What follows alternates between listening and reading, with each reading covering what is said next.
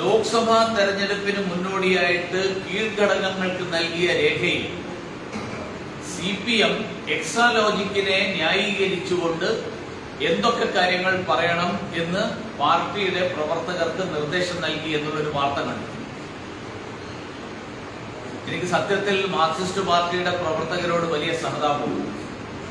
കാരണം ഈ മനുഷ്യരാരും വിശ്വസിക്കാത്ത ഒരു വാദം, അങ്ങനെ ഒരു വാദം ക്യാപ്സ്യൂളായിട്ട് മുകളിൽ നിന്ന് ഇറങ്ങി വരുമ്പോൾ അതുമായിട്ട് വീട് കയറി ഇറങ്ങാൻ വിധിക്കപ്പെടുന്ന കേരളത്തിലെ മാർക്സിസ്റ്റ് പാർട്ടി പ്രവർത്തകർ സത്യത്തിൽ വലിയ സഹതാപം അർപ്പിക്കുന്നുണ്ട്.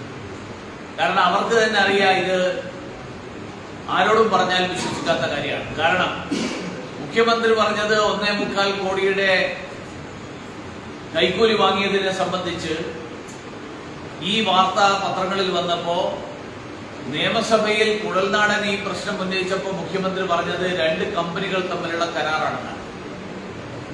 പക്ഷെ അത് ബന്ധപ്പെട്ട വകുപ്പുകൾക്ക് ആർക്കും ബോധ്യമായില്ല. കാരണം കമ്പനികൾ തമ്മിലുള്ള കരാറാണെങ്കിൽ എന്ത് സേവനം നൽകിയതിനാണ് ഈ പണം വാങ്ങിയത് എന്ന് സേവനം നൽകിയ കമ്പനി, എന്ത് സേവനം കിട്ടിയതിനാണ് ഇത് കൊടുത്തത് എന്ന് കൊടുത്ത കമ്പനിയും പറയാൻ പറ്റണം.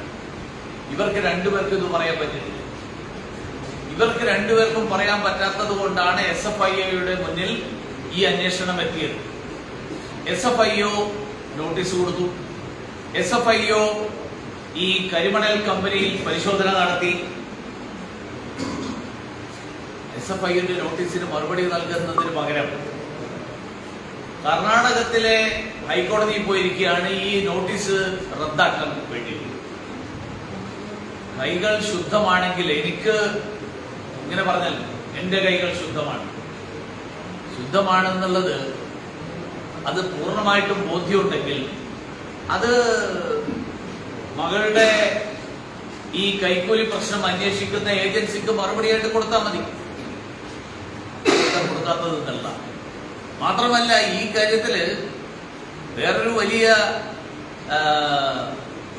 വൈരുദ്ധ്യം, മാർക്സിസ്റ്റ് പാർട്ടിയുടെ നേതാവായിട്ടുള്ള മുഖ്യമന്ത്രിയുടെ മകൾ, ആ മകളുടെ പ്രശ്നത്തിൽ പാർട്ടി നേതാക്കന്മാർ പോയി വിശദീകരിക്കേണ്ട ഒരു സാഹചര്യം കഴിഞ്ഞ കാലങ്ങളിൽ മാർക്സിസ്റ്റ് പാർട്ടി എടുത്തിട്ടുള്ള നിലപാടുകളിൽ നിന്നുള്ള ഒരു വ്യതിയാനം, ആ വ്യതിയാനത്തിന് കാരണം എന്താ? കാരണം ബിനീഷ് കോടിയേരിക്കെതിരായിട്ട് ഇതുപോലുള്ള ചില പ്രശ്നങ്ങൾ വന്നപ്പോ അന്ന് മാർക്സിസ്റ്റ് പാർട്ടി പറഞ്ഞത് നിയമത്തിന്റെ വഴിക്ക് പോകും.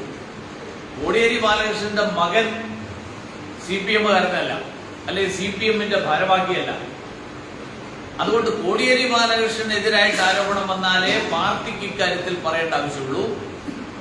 ഇവിടെ മുഖ്യമന്ത്രിയുടെ മകള് പോളിറ്റ് ബ്യൂറോ മെമ്പറാണോ, സെൻട്രൽ കമ്മിറ്റി മെമ്പറാണോ, ഏരിയ കമ്മിറ്റി മെമ്പറാണോ, ഏത് ഘടകത്തിൽ അവർ പ്രവർത്തിക്കുന്നത് എനിക്കറിയില്ല.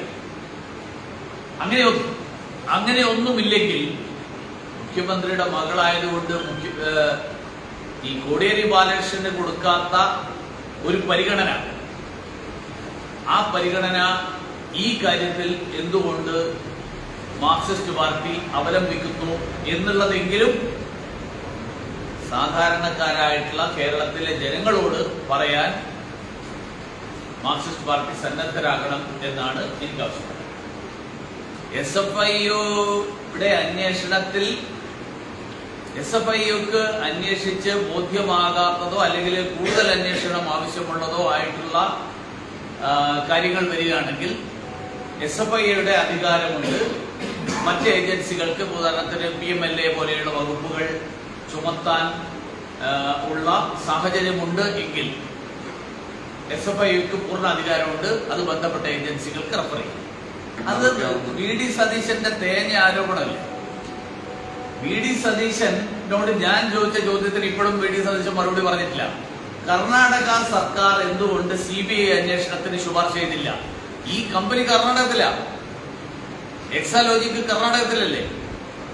സതീശൻ കർണാടക മുഖ്യമന്ത്രിയോടും കോൺഗ്രസിന്റെ കേന്ദ്ര നേതൃത്വത്തോടും ആവശ്യപ്പെട്ടുകൊണ്ട് കർണാടക ഗവൺമെന്റ് CBI അന്വേഷണത്തിന് ശുപാർശ ചെയ്യാമായിരുന്നില്ലേ? പിന്നെ ഒത്തുതീർപ്പ് ആര് തമ്മിലാ? ഒത്തുതീർപ്പ് BJP-യും CPM-ഉം തമ്മിൽ ഒരു ഒത്തുതീർപ്പുമില്ല. കാരണം CPM-നെതിരായിട്ട് ഏറ്റവും ശക്തമായിട്ട് നിലപാടെടുക്കുന്നത് BJP ആണ്. കോൺഗ്രസിനെതിരായിട്ടും ഏറ്റവും ശക്തമായിട്ടുള്ള നിലപാടെടുക്കുന്നത് BJP ആണ്. CPM-ഉം കോൺഗ്രസ് അല്ലേ ഇന്ത്യ സഖ്യത്തിലെ സഖ്യകക്ഷികൾ. മാത്രമല്ല, കേരളത്തിൽ വിജയൻ ഭരിക്കട്ടെ, കേന്ദ്രത്തിലേക്ക് നിങ്ങൾ കുറച്ച് MP-മാരെ തെരഞ്ഞെടുത്ത് അയക്കണം. ഈ ധാരണ യെച്ചൂരിയും രാഹുൽ ഗാന്ധിയും തമ്മിൽ ഉണ്ടാക്കിയിരിക്കുകയാണ്. അപ്പോ ഇവിടെ നമ്മുടെ സതീശൻ എത്ര വെള്ളം കോരിയാലും വിശേഷിച്ച് പ്രയോജനം ഉണ്ടാവില്ല എന്നുള്ള കാര്യം കേന്ദ്രത്തിൽ തീരുമാനമായിട്ടില്ല. BJPക്ക് അങ്ങനത്തെ ഒരു ധാരണയും. അതുകൊണ്ടാണ് ഈ അന്വേഷണം നടക്കുന്നത്. മുഖ്യമന്ത്രിയുടെ മകൾക്ക് സമൻസ് അയച്ചല്ലോ വിവരങ്ങൾ കൊടുക്കാൻ. പിന്നെ എന്ത് ധാരണയുണ്ടാവുക? ധാരണയുണ്ടെങ്കിൽ മുഖ്യമന്ത്രിയുടെ മകൾക്ക് നോട്ടീസ് അയക്കും. സ്വർണ്ണക്കടത്ത് അന്വേഷണം പോലെയാകുമോ എന്ന സ്വർണ്ണക്കടത്ത് അന്വേഷണം എവിടെ എത്തിയെന്നത് മുഖ്യമന്ത്രിയുടെ ഓഫീസിൽ സ്വർണ്ണക്കടത്തിൽ ശിവശങ്കരൻ അകത്ത് കിടന്നത് എന്തുകൊണ്ടാണ്? അന്വേഷണം നടന്നുകൊണ്ടല്ലേ, അന്വേഷണത്തിന്റെ ഭാഗമായിട്ടല്ലേ. ആ കേസ് അവസാനിപ്പിച്ചിട്ടില്ല. അപ്പൊ കേസ് നടക്കുമ്പോ കേസ് നടക്കുന്നത് ഒത്തുതീർപ്പാണെന്ന് പറയുകയാണെങ്കിൽ അപ്പൊ പിന്നെ കേസ് തന്നെ ഒഴിവാക്കിയല്ലേ വേണ്ടത്. ഞങ്ങൾ കേസ് ഒഴിവാക്കിയിട്ടില്ല. കേസ് അങ്ങനെ തന്നെ ഉണ്ട്. കേസിന്റെ അന്വേഷണം നടക്കുന്നു. അതിൽ ഏറ്റവും പ്രധാനപ്പെട്ട പ്രതിയായിട്ടുള്ള ആള് അകത്ത് കിടന്നു 3 മാസം. ബാക്കി കാര്യങ്ങളിൽ വരും. അത് വരുമ്പോ നിങ്ങൾക്ക് മനസ്സിലാക്കും. അപ്പൊ ഈ കേസിലും നിങ്ങളെല്ലാവരും ആദ്യം ധരിച്ചിരുന്നത് എന്താ? ഇതൊന്നും നടക്കില്ല എന്നാണ്. ഇത് നടക്കുന്നില്ല. ഇങ്ങനെ ഒരു നിയന്ത്രണവും ഇല്ല, ഒരു കാര്യം അറിയില്ല. അങ്ങനെ ഒരു മന്ത്രി കൊണ്ട് എന്താ പ്രയോജനം? കേരളത്തിലെ ജനങ്ങളുടെ നികുതി പണത്തിലല്ലേ ഇവരെല്ലാവരും കാര്യങ്ങൾ നടത്തിക്കൊണ്ടുപോകുന്നത്. ജനങ്ങൾ ഇങ്ങനെ നികുതി 1600 രൂപ പെൻഷൻ കൊടുക്കാനില്ല എന്ന് പറയുന്നു. മന്ത്രിക്ക് വേണ്ടി ദിവസം 1600 16,000 രൂപ അതിനേക്കാൾ കൂടുതൽ ചെലവാക്കില്ല. എന്തിനും അങ്ങനെ ഒരു മന്ത്രി ആവശ്യമില്ലല്ലോ. ഈ വകുപ്പ് തന്നെ വേറെ ഒരാളെ ഏൽപ്പിച്ചു കൊടുത്തിട്ട് പറ്റുന്ന രീതിയിൽ ഇതിൽ കൂടുതൽ ഇനിയിപ്പോ ഒന്നും സംഭവിക്കാനില്ല. അല്ല, ഈ കൊടുത്ത പദ്ധതിയുടെ പണം ചെലവാക്കിയിട്ടില്ല. ആ കൊടുത്ത പദ്ധതിയുടെ പണം ചെലവാക്കാതെ ഇനി ഞങ്ങൾ പുതിയ പദ്ധതി ഉണ്ടാക്കാൻ പോവാണെന്ന് പറഞ്ഞിട്ട് കൊണ്ടുപോയി കൊടുത്തപ്പോഴാണ് കേന്ദ്രം പറഞ്ഞത് ആദ്യം കൊടുത്തതിന്റെ ചെലവാക്കാതെ അത് നടപ്പിലാക്കി കഴിഞ്ഞിട്ട് അടുത്ത കാര്യം. കഴിഞ്ഞ നിയമസഭകളിൽ തന്നെ നിയമസഭാ സമ്മേളനങ്ങളിൽ ഈ വിവരം മുഴുവൻ പുറത്തു വന്നതാ. 48 കോടി 50 കോടി പൈസ കൊടുത്തിട്ട് ആ പണം ചെലവഴിച്ചിട്ടില്ല. ഇപ്പോഴും കൊടുത്ത പണം ചെലവഴിക്കാത്ത നിരവധി പദ്ധതികളുണ്ട് ഈ കേരളത്തിലെ. ഇത് മാത്രമല്ല, പട്ടികവർഗ മേഖല, ആദിവാസി വിഭാഗങ്ങൾ താമസിക്കുന്നതല്ലേ, അവർക്ക് വേണ്ടിയിട്ട് കൊടുത്തിട്ടുള്ള നിരവധി വലിയ തുക ചെലവഴിക്കാതെ വെച്ചിരിക്കുകയാണ്. അത് ഇതിപ്പോ ഫെബ്രുവരി മാസമായിട്ടും പട്ടികവർഗ ക്ഷേമത്തിന് വേണ്ടിയിട്ട് കൊടുത്ത പണം ചെലവാക്കിയിട്ടില്ല. മലയോര മേഖലയിൽ കർഷകർക്ക് പ്രയോജനപ്പെടുന്ന രീതിയിൽ ആവശ്യമായിട്ടുള്ള നടപടികൾ എടുക്കാൻ വേണ്ടിയിട്ട്, വന്യജീവി ശല്യം തടയാൻ വേണ്ടിയിട്ട് ഒക്കെ കിടങ്ങ് ഒഴിക്കാൻ, കമ്പിവേലി കെട്ടാൻ, വൈദ്യുതി വേലി കെട്ടാൻ എന്നൊക്കെ പറഞ്ഞിട്ട് കൊടുത്തിട്ടുള്ളത്. കേന്ദ്രത്തിന്റെ നിയമം മാറ്റണം. ക്ഷുദ്രജീവിയായിട്ട് പ്രഖ്യാപിച്ചതുകൊണ്ട് അവർക്ക് ബോർഡ് കാണിച്ചു കൊടുക്കുക, നിങ്ങൾ ക്ഷുദ്രജീവിയാണെന്ന് പറഞ്ഞിട്ട്. അപ്പൊ ആ ജീവി തിരിച്ചു പോകും. സർക്കാരിന്റെ ഭാഗത്ത് നിന്ന് നടപടിയല്ലേ ഉണ്ടാവുന്നത്. ഭാരത് അരി ഇപ്പോ കേരളത്തിലെത്തിയിരിക്കുകയാണ്. ഭാരത് റൈസ് കേന്ദ്ര സർക്കാർ കൊണ്ടുവന്നിരിക്കുകയാണ്. രാഷ്ട്രീയ അജണ്ടയാക്കി തെരഞ്ഞെടുപ്പിന് മുന്നോടിയായിട്ട് കൊണ്ടുവന്നു എന്നൊക്കെയാണ് സംസ്ഥാന ഭക്ഷ്യമന്ത്രി. മുൻപും പിൻപും ഒക്കെ നടക്കുമല്ലോ. അതായത് കഴിഞ്ഞ തെരഞ്ഞെടുപ്പിന് ശേഷമാണ് ഇത് കൊണ്ടുവന്നത്. ഇനി വരാൻ പോകുന്ന തെരഞ്ഞെടുപ്പിന് മുമ്പാണ്. എപ്പോഴും അങ്ങനെയായിരിക്കുമല്ലോ. തെരഞ്ഞെടുപ്പിന് മുൻപ് പിൻപ് എന്ന് പറയുന്ന ഒരു കാര്യമൊന്നുമില്ല. ജനങ്ങൾ ബുദ്ധിമുട്ട് അനുഭവിക്കുമ്പോൾ ആ ബുദ്ധിമുട്ടിന് പരിഹാരം കണ്ടെത്താൻ തെരഞ്ഞെടുപ്പ് വരുന്നുണ്ടോ ഇല്ലയോ എന്ന് നോക്കാതെ നടപടിയെടുക്കുക എന്നുള്ളതാണ് കേന്ദ്ര സർക്കാരിന്റെ നയം. തെരഞ്ഞെടുപ്പ് വരുന്നുണ്ട്, അതുകൊണ്ട് ആൾക്കാരൊക്കെ പട്ടിണി കിടന്നോട്ടെ, ബുദ്ധിമുട്ടിരിക്കോട്ടെ, പണമില്ലെങ്കിലും അവർ അരി വാങ്ങണ്ട എന്ന് തീരുമാനം എടുക്കാൻ പറ്റില്ല.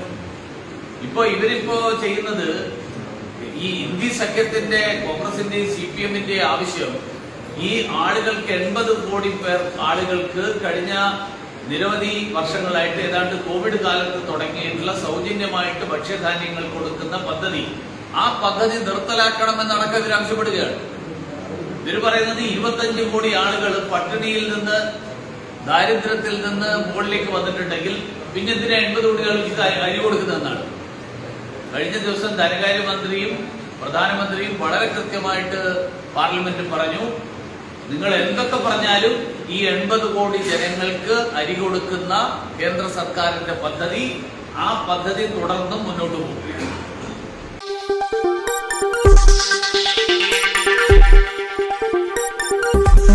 ഈ വാർത്തകൾ നിങ്ങൾക്കായി അവതരിപ്പിച്ചത്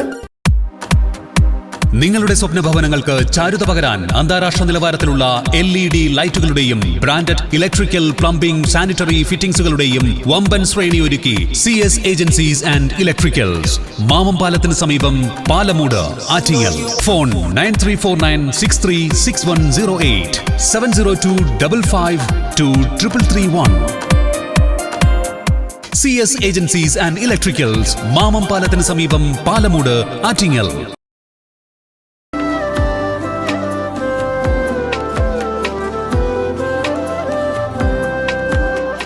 Arabian Fashion Jewelry, Alangode, Pothencode, Attingal. അതിരുകളില്ലാത്ത ആത്മബന്ധം.